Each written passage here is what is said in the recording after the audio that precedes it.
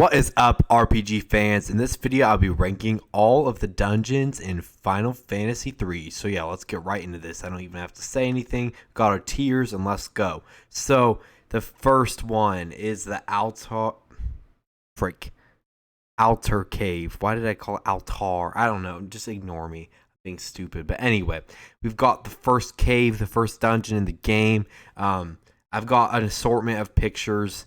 I don't think any of the dungeons are different in terms of how good they are, depending on if you're playing Pixel Remaster, like a 2D or like the 3D one. So just keep that in mind. So anyway, we've got the Altar Cave, and yeah, this is an all right dungeon. I will put it in the C tier. It's about the definition of a C tier dungeon. Drop there. It's got some good music. You've got your one character. I guess. Yeah, again, it depends on what version you're playing. You either got your 4 or your 1, but I've played both versions all the way through Pixel Remaster and 3D. I slightly prefer 3D, but they both have good merits to them. But anyway, this is probably one of the dungeons that has the most differences in terms of how it feels, because it's different whether you have just Lunith or if you have the 4. So yeah, I think that this is a bit different, but I don't think it would change my ranking either way. Anyway, you get to find the land turtle here, introduction to the crystal, and it's still a minute before you get the crystal for real, but yeah, it's still just pretty fun stuff here. Pretty decent. All right, next, let's move into the Mythril Mines, which is like a little mini dungeon that is in one of the towns. I can't quite remember which town it was in, but it's one of the early game towns, either or Kazis. But anyway, you just go there, you get some treasure chests. Yeah, it's barely even a dungeon. Even putting it on this list, I didn't even, part of me didn't even want to put it on this list. But you know, it still has a name. It's still not, it wouldn't be anything else. I wouldn't call it a town. So it's not, there's enemies in there, so I'm going to call it dungeon. Anyway, F tier. It's the worst dungeon in the game by definitely a bit. It's not like outright annoying. Like, I'd still probably say I like it better than like the Marsh Cave in FF1 or like Mysidian Cave from FF2, but like it's still just not very good. Like, it's like 2 minutes of gameplay. Anyway, let's move into a much better place, which is going to be the what's it called? The Jin's Cave? Is that what it's called? Oh, Sealed Cave. That's what it's called. Anyway, the Sealed Cave. Yeah, it's a bit of a step up from the Altar Cave. No, I'll give it a low B. I think it's nice. You go kill the Jinn, you get the crystals, which is nice. You get those job abilities. Pretty cool. You have to go across the canoe to get over there. After you beat it, you save the town. So, you know, it's kind of good. Not too bad. Oh, what was the name of the town? It was... Oh, Castle Sassunet. So, yeah, that's fun. I guess that's good that you kind of save the good old town. But, you know, in the end, like, yeah, it's still just kind of made it. All right, the Dragon's Peak. I actually like this place a little better than some... Oh, Bahamut's Peak, technically. Not Dragon's Peak. What the crap am I saying? This is a pretty good dungeon. I mean, it is just a mountain, but those end scenes of Dash and, like, actually fighting Bahamut, I swear, like, 10 minutes in the game, that was pretty crazy. I mean, I guess it's like 2 hours at this point, but yeah, you've got pretty early in the game, you have to face off against Bahamut, and that's pretty crazy, to be honest. But I think that this was a pretty decent dungeon. Nothing way too special, but then I'll throw it in the A tier. Again, I'll do a dungeon ranking of the whole series, and like, this is relative to FF3, right? Like, a S plus FF3 dungeon might not be as good as, like, you know, the top tier dungeons of the series, but like, you know, this is an A tier in terms of FF3. So yeah, it's pretty good. I love the Bahamut and Dash scenes at the end. The music is fun, and the best part is you can steal Phoenix Downs here, and you know, Phoenix Downs are pretty rare, so that's nice. All right. Anyway, next we move into the Tozus Tunnel, which is the mini dungeon that requires you to use a bunch of mages. And you know what? I don't hate the mini dungeons as much as most people, but Tozus, I like the Nepto Shrine quite a bit, actually, but the Tozus Tunnel just has nothing going for it. It's a tiny tunnel, and it's just a nuisance, the fact that you have to change mini here, and it's not like cool. Like the Nepto Temple, when you change mini, you're like, oh, this is kind of actually not that bad of a gimmick, in my opinion. I think it's kind of cool. Here, you're just like, really, why are we doing this? Besides, finding the town is annoying in general. So the Tozus Tunnel, yeah, we're gonna throw that in the D tier. It's just kind of annoying. It's not trash. It's kind of all right. Actually, in terms of the rest of the dungeons of the game, yeah, we'll throw it in the E tier. It just doesn't really have anything going for it, and you have to go mini and unmini. It's just kind of annoying. It's not as bad as a lot of people say, but all right, Nepto Temple. I actually kind of unironically enjoy this place, so I'll throw it in the A tier. That's probably a hot take. I don't think it's as good as Bahamut's Peak but like climbing into this like rat statue. Climbing into the statue and then going through this dungeon's mini and then fighting a rat at the end. It was kind of cool. I didn't hate it. I thought it was a pretty decent dungeon, especially if you end up accidentally running into the Nepto Dragon just by going on that boat. If you want to try that, it's kind of fun. I kind of unironically think this is a pretty overhated dungeon. I kind of like it, but if other people don't like it, I get it. Yeah. I kind of do like that this game does kind of force you into experimenting with your jobs. Now, forcing, I know a lot of people don't like that, but I think it's cool that it makes you. Now, the problem comes with the fact that at least in the 3D version, you're weaker after you change your jobs, and it doesn't keep your MP, so that's really annoying. So, if you change from a fighting job class over to a mage job class, and yeah, you don't have any MP, so then you're able to go in. So in terms of the execution of the programming of the game, but the idea of actually changing your jobs, not that bad. I'm okay with that. Yeah. Anyway, enough of that rant. Let's move into the Tower of Owen, which in terms of FF3, this is an S tier dungeon. You started off by going through by turning into a frog, then you have to get up into the higher layer of the dungeon, and then you go through this epic, cool aesthetic tower. There's a good boss at the end, and Desh has a heroic sacrifice, which is actually probably my favorite story moment in the game. Maybe the floating continent twist, but I think Desh's sacrifice is probably goated. Maybe Arya's, but not like this game is a great plot anyway, but the Tower Owen in terms of FF3 dungeons, I do think FF3 is one of the weaker dungeon sets in the series. I think it's pales in comparison to what FF2 had in terms of dungeons, but still some good stuff. There's a lot of unmemorable stuff, but in terms of the game, yeah, Tower of Owen is going to go in S tier. Has good music, cool dungeon design, and yeah, good scenes with Dash, so that's fun.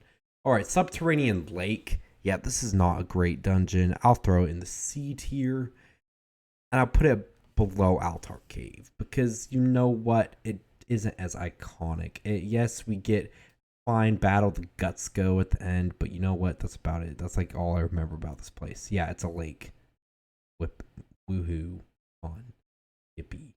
All the above. Yeah, it wasn't that great. I don't even have anything else to say about this place. That you kill guts goes. Okay. Anyway, moving into a slightly better dungeon is the Molten Cave, which I'll throw in the B tier below the Sealed Cave. It's a good boss fight at the end of this place. Actually, decent upgrade and challenge. Probably the first actually difficult boss in this game. The Salamander's a pretty tough fight if you don't come prepared, so that's kind of fun actually. The Molten aesthetic, pretty well done. Yeah, not a bad dungeon, but it's not amazing either. Again, I'll try to make this the last time I say this, but a B tier FF3 dungeon might be more like a C in terms of other really good dungeons of the series, but you know what? Anyway, in terms of this game, I love FF3, but it really doesn't have the best dungeon. Anyway, I'll stop saying that over and over again. So let's move into Castle Hein, which is an absolutely fantastic dungeon. You know what? I'm going to throw in the S+. This is a really cool dungeon. It's like a living tree-based thingy that floats around, and yep, this is this is what I like to see. This is even in the grand scheme of the series, this is just still a really cool dungeon. It just the aesthetic is awesome. The boss fight at the end, he's gimmicky, but he's still fun. And yeah, this is just a memorable dungeon. This is when I think FF3 dungeons, probably the second thing to pop into mind. We'll get to what I think you can probably guess what the most iconic, infamous dungeon in this game is. But other than that, Castle Hein is just definitely a peak dungeon for me. And yeah, this is one of my favorite FF3 dungeons. I mean, honestly, a really good dungeon in terms of the whole series. So yeah, love the aesthetic, all that jazz. All right. Next, we've got the Sunken Cave, which I have to be honest is pretty mid. Yeah, it's fine, but it's not too special.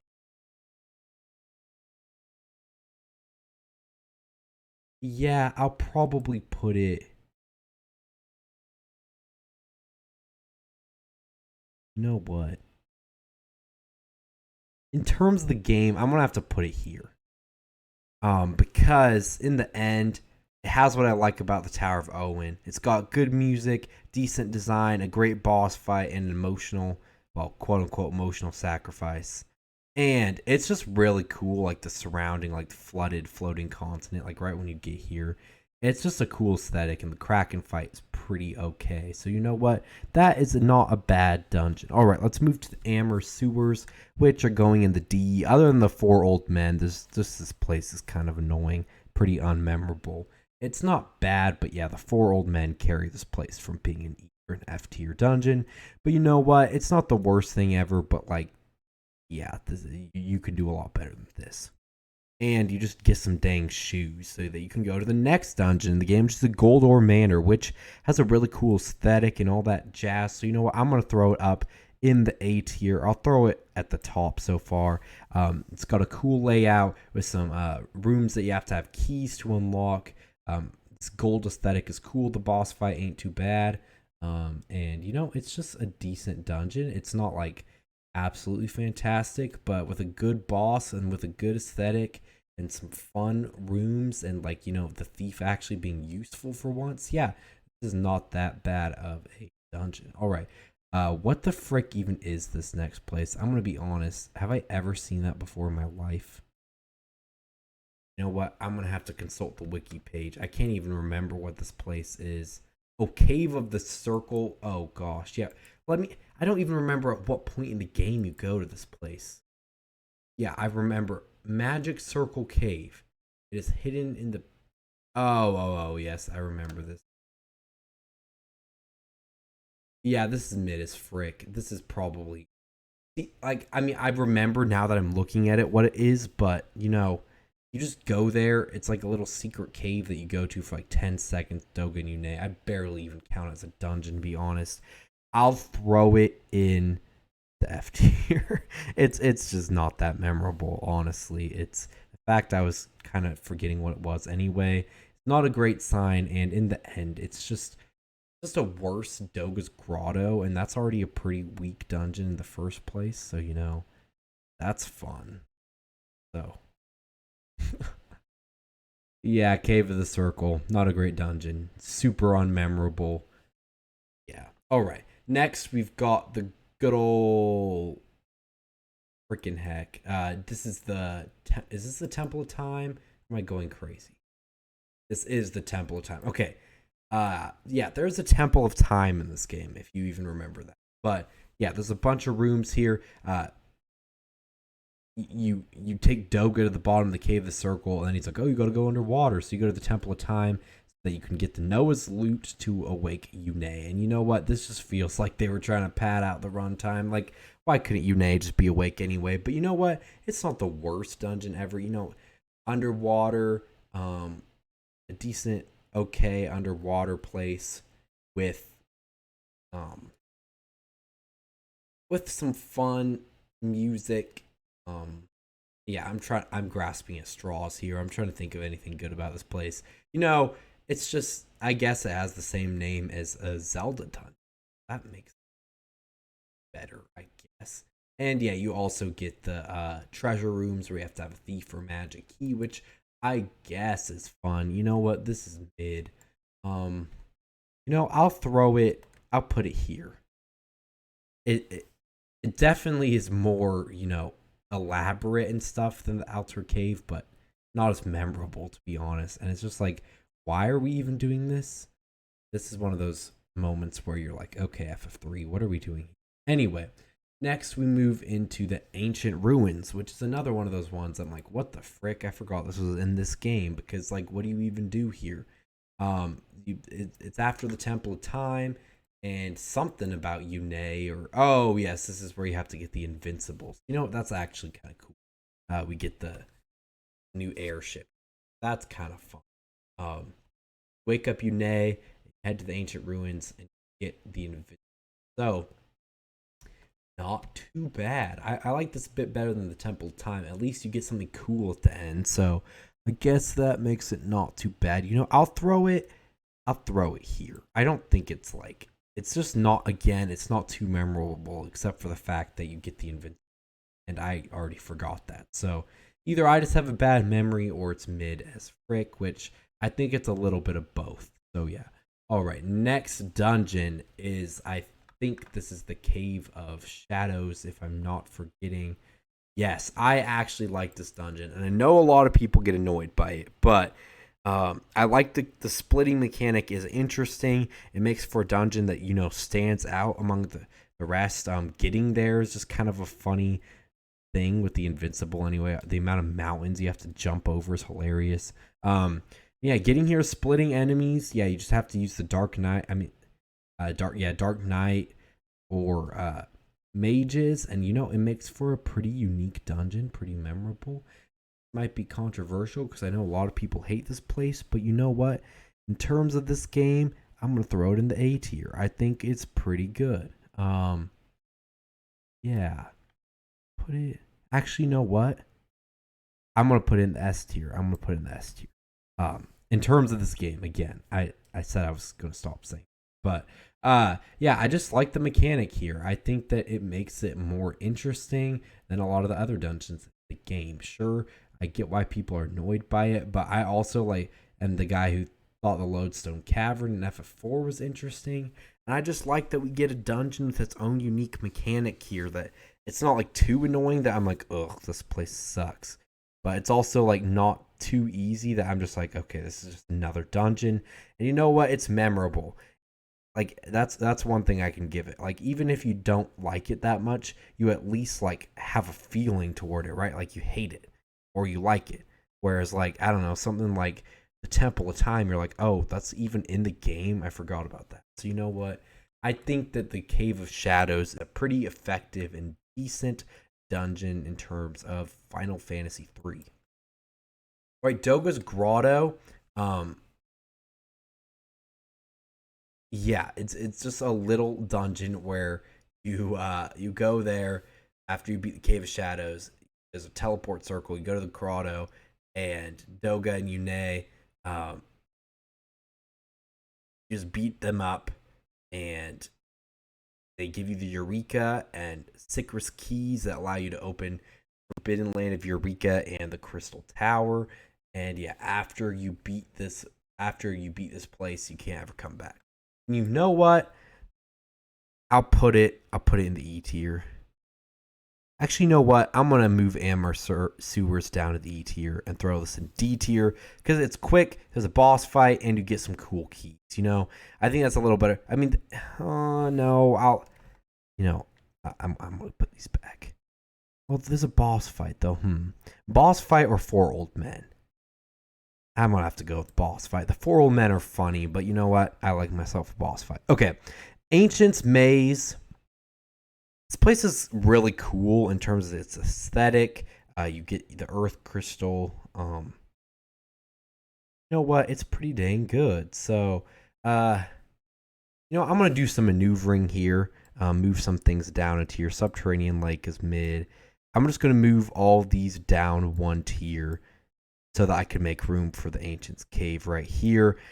The Ancient's Maze. Yeah, it's not the craziest dungeon, but this is where you get the Earth Crystal. It looks really cool on the map, and I just think this whole end game in FF3. I know it's like a love it or hate it, but I think it's just a really cool end game. It actually feels like a challenge. It's a decently paced end game experience, and you know what? I like that about this place. So yeah, I'm gonna give it bottom of S. You get the Earth Crystal, little maze, and it looks cool.